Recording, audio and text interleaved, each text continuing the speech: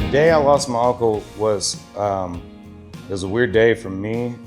It was a hard day for my entire family. It's my dad's youngest brother. My grandparents had passed away, so it was just my dad and my uncle. And that day in particular, I was on the boat in Tennessee celebrating a birthday with friends of mine. It was a beautiful day. And I get a call that my Uncle Terry had a heart attack and didn't seem like he was gonna pull through. And to go back to my family and just how their close-knit group is, I knew what my uncle would want me to do.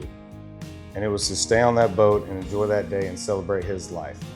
And that's what we did that day with my buddies, Tim Montana, Jared Neiman, my buddies from Country Rebel. Everybody just kind of gathered together and we celebrated my Uncle Terry. Even though I was in Tennessee, not able to be there with my family, I was still able to celebrate him. And he was such an outdoorsman, such a loving guy that I felt kind of connected to him in that moment. Even though I was in Tennessee on a boat with my friends and my family was down there having to deal with his passing, I still felt like I was honoring him in a way.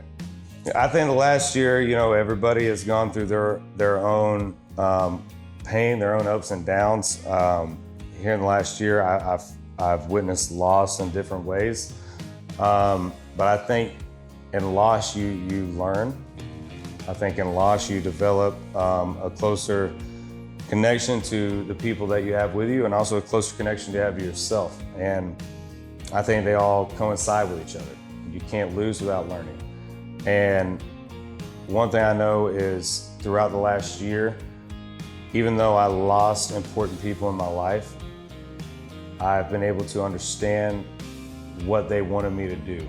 And thankfully, coming from a family that is very close, I know exactly what my uncle, my aunt, and other family members that I've lost since last year would want me to do.